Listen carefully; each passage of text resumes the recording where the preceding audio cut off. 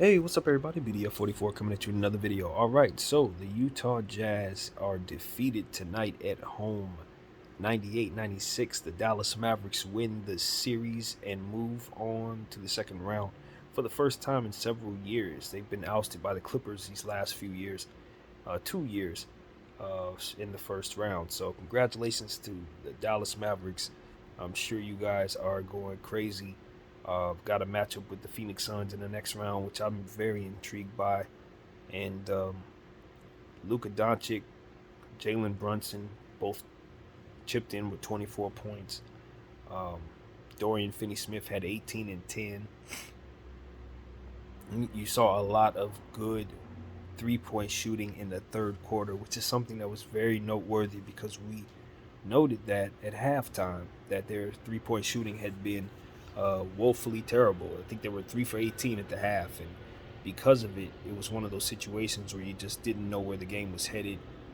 You knew that as long as Dallas was shooting poorly, it played right into Utah's hands. Um, but Dallas came out in that third quarter. Luka and company, Dorian Finney-Smith, um, they just started firing. I mean, they really started letting it loose from behind the arc. But you got to give Utah credit. They found themselves down in the fourth quarter by about 8 and ended up tying it up.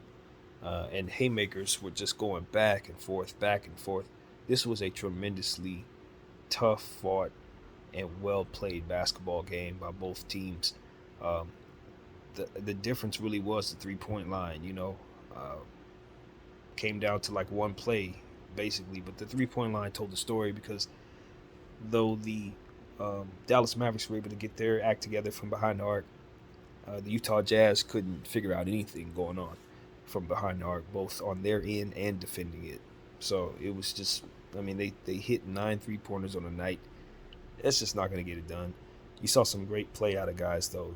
Guys showed a tremendous amount of heart and effort. And for all the talking that has been going on around the Utah Jazz team, the way they ended their season was much more honorable than some of the teams that we've heralded and appreciated and thought we were going to see a lot from in these playoffs. They actually showed more heart than some of these teams that I was screaming the most about, to be completely honest with you. So I have to give credit to the Utah Jazz and just continue to learn as I go along, because basketball teaches me something new every year. But one thing I didn't learn is that Rudy Gobert is not able to guard the 3-point shot. I didn't learn that because I already knew that. That was something that we had learned early on. And at some point in time, you hoped that the Utah Jazz would come around and figuring that out and to make the adjustment, but they did not. And I think that's what cost them the game tonight.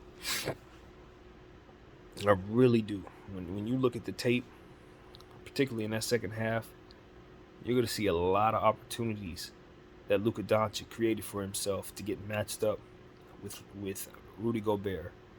And he just shot over him, took advantage of him, danced around him. It got to a situation down the stretch where they were confusing the Utah Jazz defense so much with their passing and their just ability to run crisp plays. It had become comical, to be honest with you. Rudy Gobert and Bogdanovich had a huge misread down the stretch and left the shooter wide open for 3. Dorian Finney-Smith knocked it down. Yeah, you just have to ask yourself, he had hit 2 in a row. You would think they would rush out to him. They had just had a momentum play where Rudy Gobert had a slam dunk. You're sitting there saying, wow, Donovan Mitchell making plays, trusting Rudy down the stretch. That's how you want to go out. Them two trusting each other. If this is the end, it just all they've been through. The storyline is that they trusted one another in the end. But at the end of the day, it didn't come down to that. It actually came down to them blowing defensive assignments and leaving Rudy on the floor for the Dallas Mavericks to shoot threes over. I mean, it's just, you gotta match up, Quinn. I mean, I think Quinn Snyder's possibly going to be fired at this point. Very disappointing end to their playoff run.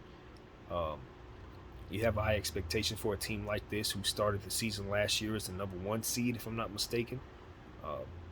defense is falling off. The 3-point shooting is falling off. Their identity was both of those, and they couldn't seem to figure that out. I mean, you like that they fought in this game and they had an opportunity to win it, but at the end of the day, they only scored 96 points. 96 points when you got Donovan Mitchell, Jordan Clarkson, and Rudy Gobert.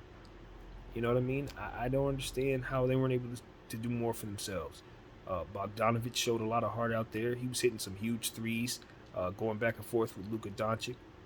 You got to give credit to Jalen Brunson once again because of the things that he's just continuing to do, reinventing the interior play and how one takes advantage of certain sweet spots in that, I'd say, 8 to 10 foot range, maybe even a little closer. Really intriguing watching him dance out there, and they haven't figured him out. You know, I like what I saw from Reggie Bullock, even though his 3-point shot wasn't necessarily falling. He was doing a great job at tracking people and keeping his body in front of guys. Maxi Kleber, his shot wasn't falling, but I like the idea that he had, even though he had a 3-point shot that was wide open. The shot clock was expiring. He knew he was cold. He took a couple steps in, shot a little floater, a shot that he knew that he felt more comfortable taking, and he gave himself an opportunity at a bucket. If I'm not mistaken, he cut the lead down to 2, and those were the little plays, you know, that kept Dallas around ultimately to win the game. You know, had he had shot that 3, maybe he doesn't make it. They go back down, hit a shot. We're talking about Game 7. Who knows? But the point is when you're not making shots from behind the arc, the ones you take about it got to be the ones that are good. And at that point, they had started working on their percentage in terms of improving it. They had worked their way back into a position of strength and that type of decision making and patience is ultimately, I think, what was the difference. You know, I always say smart basketball is the best basketball, and those who are willing to make adjustments and learn from their mistakes are ultimately going to be the ones who are the victors in these playoffs. And that's what we saw. Dallas had learned from their mistakes. They weren't hitting the 3 earlier in the game. They came out of that locker room and made it a point to hit their shot and make sure that they take advantage of every opportunity to exploit defense. And that's what they did, you know. Rudy Gobert was just taken advantage of. I mean, they really did a lot of targeting him tonight. And, you know, I just understand that, hey, look, Dallas may not be the most sexy team out there, you know what I mean? They're not going to be the team that's going to blow your socks off. But let me tell you something. Jason Kidd is a strategist. And what I'm seeing out of him in these playoffs has been very impressive. The buttons he's pressed in this playoff series, you know, yeah, I would have liked to seen them be a little more patient about bringing Luka back, but it's worked. You know, maybe they dropped the game, but now he's back in rhythm, looking like himself. And he was a superstar tonight, as usual.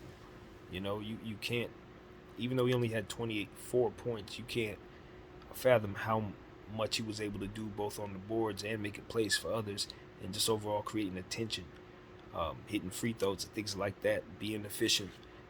It set the tone. You know, you got to give credit to Spencer Dinwiddie as well, who I said needed to continue hitting shots. He did just that. You know, he had come off a bad game and trying to figure out how they can find a way to make sure he eats while others are able to score as well. And that's what they were able to do, get him some bench minutes tonight. And he took advantage. So that was the most important, having him be efficient and still feeling like he's part of the offense is something that's going to help this team overall. Because he's not just a scorer, he can also make plays for others. So keeping him engaged and feeling like he's a part of that, I think will be best for the Dallas Mavericks. So, yeah, that's what I got to say as far as the Utah Jazz. Now, you know, we've already had a couple spiels about that. I don't want to get into a full one right now, but it should be bye-bye time for most of that roster. I think Rudy Gobert is a player who you just have to understand his contract's going to be hard to move, and I know they're going to want to move it. It's not going to be easy, but it will be easy to move Donovan Mitchell, and I wouldn't be surprised if they do. There's going to be a lot of people who want that kid, and I think the price is going to be up. Even though he didn't have the greatest playoffs, he fought through injury. He's a well-known playoff performer, and I think he's going to be a good acquisition, even though his contract is top dollar. I think a team should want him. So we'll see if something like that occurs. Obviously, Utah should be looking to um, make big changes. They've hired Danny Ainge. They brought in Dwayne Wade. Those are people that you bring in with the intent to see some things done. So um, I'm excited about Utah's future. I know that Dwayne Wade is going to bring a certain level of flavor to that franchise that has not been there before. So Danny Ainge as well. Those guys understand what it takes. So in particular with Danny Ainge, I know he has a affinity for draft picks. So I will keep that in mind as they move forward. So that's what we got for today. I mean, I really didn't love this series, but what I can say is it exceeded my expectations. Um, on paper, this was supposed to be a snooze fest. And even though Game 5 was definitely that, ultimately Game 6 was one of the best games of the playoffs. And I thought Game 1 was exciting as well, even though Luka wasn't a part of it. Seeing Jalen come out and explode the way that he did um, in the playoffs, throughout these first 6 games, you could clearly see that this is a very special player, Jalen Brunson. So, you know, this Dallas team has some dynamics that maybe people didn't know were there. And as these playoffs progress, you'll see exactly what they're made of. So, yeah, that's what it is. That is what it is. Sayonara, Utah. Bye-bye. Blow that thing up. Please do not bring back most of that roster, if not any of it. I like the heart that they showed. I want to give a shout-out to guys like Royce O'Neal, who fought extremely hard tonight. Eric Pascal, who I finally know how to pronounce his name. I was saying Paschal, but it's Pascal. And I think they should have been playing him a lot more. Hassan Whiteside played well. It's not that the Utah Jazz had players that didn't have heart or didn't want to show up. It's just that they got out strategized. Their system is a bit outdated, and their coach, I think, just didn't really know how to get the most out of their roster. It seems like that's a theme around the league. You hear that a lot out of my mouth when I'm assessing these teams, but that's how I see it. I like Quinn Snyder, but I just don't think that this roster fit what he wanted to do, and he got the most out of it for several years, but that's about it. So as the roster fades, I'd imagine he will be looking for a new place to coach. That's just my guess. I don't know what they'll actually do, but that's what I would do. So that's pretty much it, man. That is it. Dallas Mavericks move on. Utah Jazz gets the explosion. That's what they're gonna blow that up, in my humble opinion. So thank you guys for rocking with me. I'll have some more for you tomorrow. I believe that's the Minnesota Timberwolves and the Memphis Grizzlies Game 6. Only game on the slate tomorrow, so we will talk about it. And yeah, enjoy your evening, everybody. BDF 44. Thank y'all for watching. And I'm out.